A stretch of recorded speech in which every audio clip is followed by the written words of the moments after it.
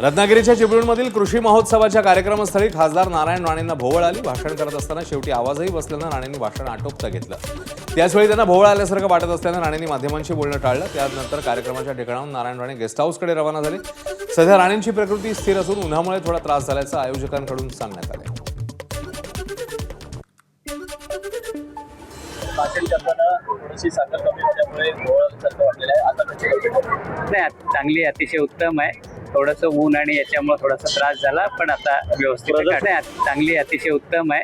थोडंसं ऊन आणि याच्यामुळे थोडासा त्रास झाला, पण आता व्यवस्थित आहे। तर काल खासदार नारायण राणेंनी सिंधुदुर्गात मोठं शक्ती प्रदर्शन केलं। यावेळी त्यांनी भव्य कार्यकर्ता मेळावा घेतला। मेळाव्यात बोलताना राणे विरुद्ध राणे अशा पद्धतीचा कोणताही संघर्ष यापुढे पाहायला मिळणार नाही असं सूतोवाच केलं। आमदार निलेश राणे आणि मंत्री नितेश राणे यांच्या कामाचं कौतुक केलं। यावेळी राणेंच्या पत्नी नीलम राणे काहीशा भावुक झालेल्या पाहायला मिळाल्या। सिंधुदुर्गातल्या मेळाव्यात बोलताना राणेंनी राजकारणात कट कारस्थान केलं जाते म्हणून आता घरी बसायचं ठरवलंय असं विधान केलेलं। या विधानानंतर ते राजकीय निवृत्ती घेणार अशा चर्चा सुरू झालेल्या। मात्र या चर्चांवर त्यांनी आता स्पष्टीकरण दिलंय। आपण निवृत्ती घेणार असल्याचं बोललोच नाही असं ते म्हणतात। जर मी रिझल्ट देऊ शकलो नाही तर माझ्या पदाचा उपयोग काय असा सवाल उपस्थित करत त्यांनी निवृत्त होणार नसल्याचा दावा केला। बरीच पदावर अनेक वर्ष राहिलो असतो, पण कारस्थान राजकारणात कारस्थान नावाचा शब्द तेव्हाही अडचण आली, मला आत्ताही आली, पण आता मी ठरवलं या शब्दाला पूर्णविराम द्यायचा, आपण घरी बसायचं। त्यांना विचारलं कशात त्रास, पण कारस्थान करायला, पण घरी बसू। दोन्ही मुलगे चांगले, त्याला एकच शब्द सांगला, बेटा नांदा सौख्य बन, चांगलं ना, चांगलं काम करा, नाव कमवा, आणि दोनही अतिशय चांगलं काम। निवृत्तीचे संकेत अशी चर्चा आहे कोणी दिले आपल्याकडे।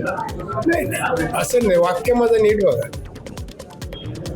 माझं वाक्य असं जे चाललं, जर मी रिझल्ट लोकांना देऊ शकलो नाही तर माझ्या ह्या पदांचा उपयोग काय, मग मी विचार करेन असं वाक्य।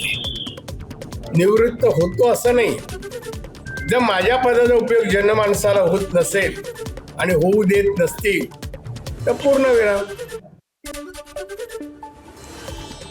नारायण राणे हे लोकनेते आहेत, त्यामुळे लोकांमध्येच ते राहतील। लोकांमध्ये त्यांची ऊर्जा आणि लोक त्यांची ऊर्जा आहेत अशी प्रतिक्रिया भाजपचे नेते प्रवीण दरेकर यांनी दिली।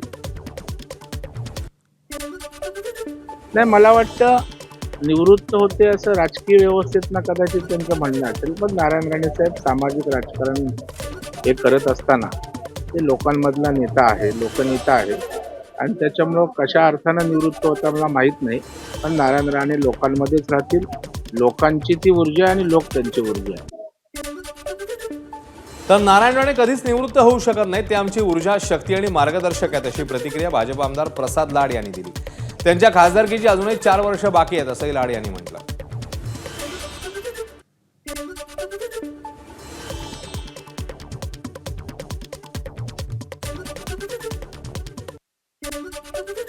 एमआयएम खासदार असदुद्दीन ओवैसींनी भाजपच्या माजी खासदार नवनीत राणांवर जोरदार निशाणा साधला।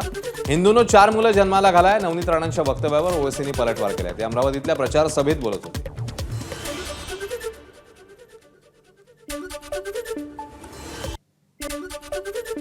मौलाना 19 बच्चे पैदा किए। मौलाना मैं हार गया 6 में, आप 19 में कामयाब हो गए।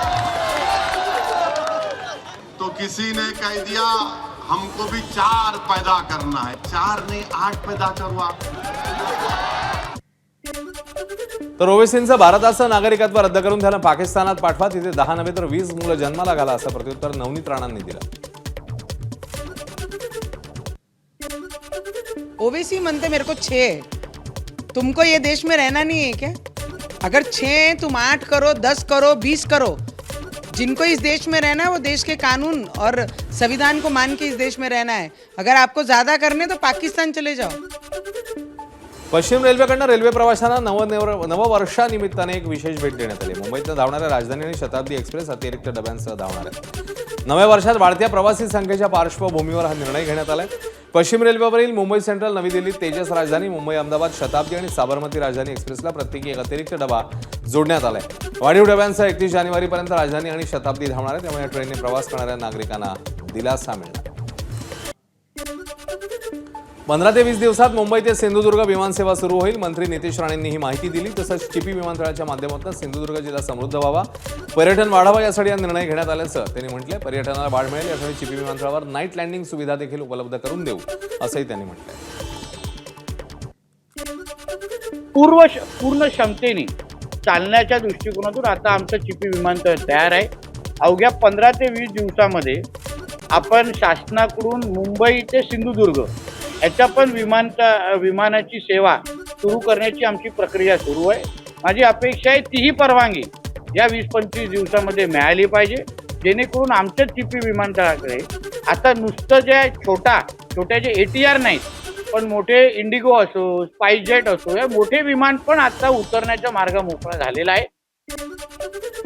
छत्रपती संभाजीनगरमध्ये एक अजब प्रकार पाहायला मिळाला. 5,000 रुपयांची साडी अवघ्या 499 रुपयामध्ये मिळणार या बातमीने 1,000हून अधिक महिला आणि मुलींनी एकाच वेळी दुकानावर गर्दी केली. या दुकान गर्दीत झालेल्या चेंगराचेंगरीत 3 महिला बेशुद्ध पडल्या.